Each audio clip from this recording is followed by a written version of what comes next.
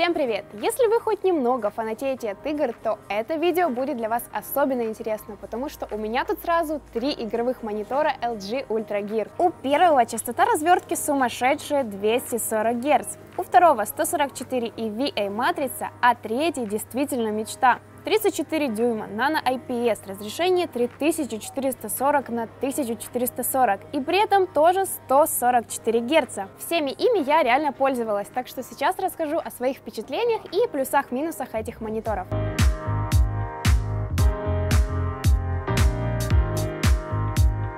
Повышать размер экрана я решила постепенно, чтобы не шокировать глаза, привыкшие к 22 дюймам с разрешением Full HD. Так что для разогрева свой монитор я заменила самой меньшей диагональю из трех, 27-дюймовым LG 27GK 750 FB, у которого тоже 1920 на 1080. И первое, что хочу сказать, сразу увидела зернистость картинки. После 22 дюймов разница заметна. Шрифты иконок на рабочем столе, браузере. В общем, интерфейс рыхловатый из-за слабой плотности пикселей. В играх и видео это уже не так заметно. Если бы специально не всматривалась, то с 1,5 метров разницу и не уловила бы. Особенно она уходит на второй план, когда подтягиваешь те самые 240 Гц. Дисплей сначала не разогнался, и мне пришлось самой запускать максимальную частоту в настройках драйвера. Так вот, после ее включения начинается самое интересное. У меня уже временно были высокочастотные мониторы, но щенячья радость все равно распирает как в первый раз. Все капец какое плавное. Сворачивание окон, их перемещение и особенно скролл в браузере и соцсетях. В шутерах то же самое, скорость и плавность какие-то космические. Только помним, что для этого системник тоже должен быть не из мира сего, с топовым процессором и видеокартой. Хотя и это не залог того, что ПК выдаст за 200 FPS, потому что еще же игры сами должны это позволять.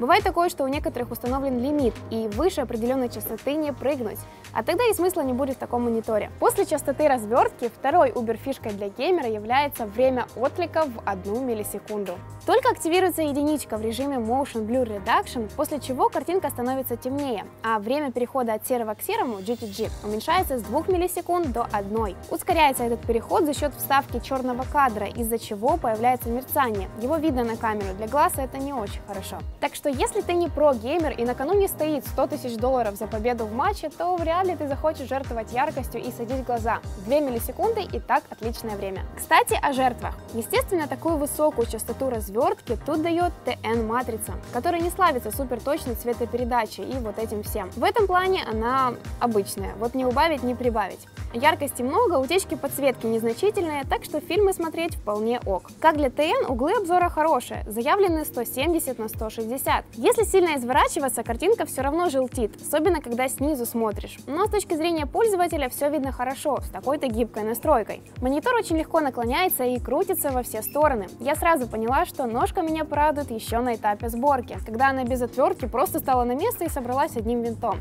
Так что с эргономикой все отлично. Да, и управление с меню сюда же. Оно простое, понятное, и если нужно что-то тонко откалибровать, все опции есть. Все игровое вынесено в отдельное меню. На первом месте тут уже упомянутый мной Motion Blur Reduction. Дальше идет технология устранения разрывов картинки Adaptive Sync, причем поддерживается сразу два лагеря, и Nvidia, и AMD. Есть стабилизатор черного, который делает светлее темные закоулки с врагами, а также регулировка времени отклика и на экранный прицел. Последний — это такая читерская штука, которая лепит прицел по центру экрана, для того, чтобы можно было стрелять белки в глаз, даже не нажимая правую кнопку мышки для прицеливания, прямо от бедра. Заготовленных профилей 6, и при переключении каждого сразу видно, какие основные функции включаются или выключаются. Это очень удобно. Выводы по этому монитору я сделаю в конце, а пока хочу перейти дальше, к Ultra Gear на 31,5 дюймов. По первым впечатлениям он, конечно, большой. Дома мне даже не хватило места на столе, чтобы поставить его так, чтобы сидеть не прямо под ним, а на нормальном удалении. Учтите это, стол нужно глубокий, это во-первых. А во-вторых, сразу видно, что картинка качественнее. Здесь уже VA-матрица с разрешением 2560 на 1440 и частотой обновления 144 Гц. Картинка детализированная, с хорошей цветопередачей и углами обзора, покрывает 94% DCI-P3. С такими данными и диагональю 31,5 уже и в монтаж видео не страшно окунуться. Места полно, чтобы раскидать части интерфейса самым удобным образом. Но это так, второстепенная роль. Главное, конечно, игры. Я бы соврала, если бы сказала, что увидела разницу, перейдя с 240 Гц на 144. Субъективно все осталось так же быстро и плавно. забавно. Но может я просто не про и стало хуже, чем при 240.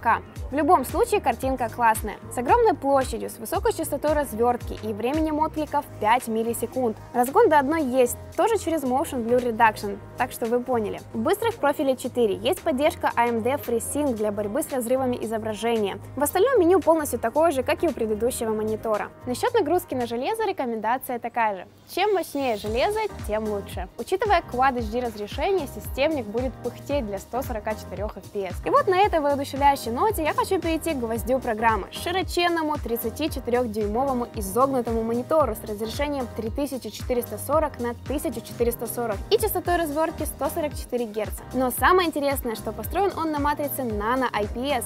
Если не в курсе, эта технология еще известна как NanoCell. На IPS-матрицу нанесен слой нанометровых частиц, которые поглощают избыточное свечение и делают цвета чище. Таким образом, монитор охватывает 98% цветового пространства DCI-P3 и соответствует стандарту веса Display HDR 400. Последний хоть и является базовым уровнем с общим управлением яркости подсветки, но все равно говорит о возможности врубить HDR. Включается он в настройках Windows. Опция не на каждый день, конечно, потому что все блекнет, но под соответствующий контент почему бы и нет. Кроме этого, сама 8-битная матрица поддерживает технологию FRC, которая как бы накручивает ей все 10 бит. То есть не 16,7 миллионов цветов, а больше миллиарда. Ладно, загрузила я вас информацией. Если простыми словами, то картинка отличная. То есть это не та история, что из-за высокой частоты развертки надо чем-то жертвовать.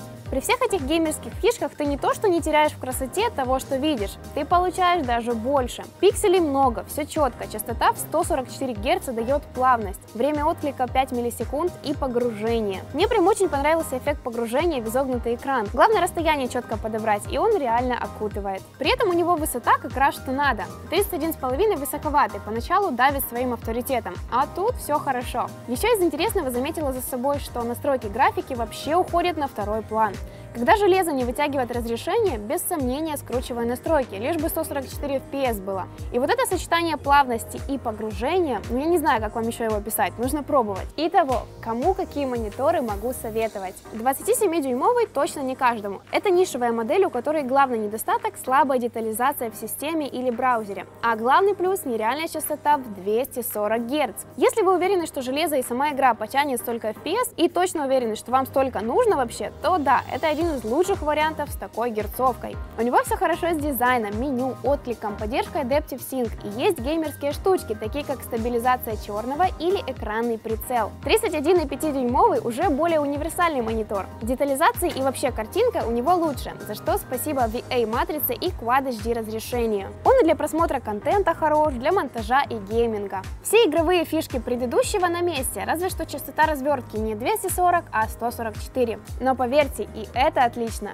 Я вот так разницу и не уловила, что так, очень плавно и быстро. И, наконец, широкоформат. Просто топ. Из минусов у него, наверное, только цена, хотя сейчас она вроде чуть просела. Это изогнутый 34-дюймовый монитор с разрешением Ultra Double QHD, частотой 144 Гц и, на минуточку, Nano IPS матрицей. Вот тут уже можно просто ставить точку. Что еще нужно добавить? Но LG добавила. Завернула все это в классный дизайн с тонкими рамками и присыпала пару геймерских фишек в такой монитор и в происходящее на экране, погружаешься с головой. Эффект классный. Формат 21 к 9 для игр – то, что нужно. Он хорошей высоты, не давит и дает широченное поле зрения. Можно выводить вместе до 4 окон без перегородок, как в случае с комбинацией отдельных мониторов. Контент же не весь выводится на полный экран. Например, сериалы будут с полосами по бокам, но вот фильмы заполняют все пространство. Получается, как в кинотеатре. Пишите, как вам эти мониторы и какой из трех выбрали бы себе. Ставьте лайк, если видео понравилось, подписывайтесь и жмите колокол. Если хотите еще, то гляньте ролики про игровые гарнитуры и клавиатуры. Также заходите на наш телеграм-канал за новостями и техномемчиками. Пока!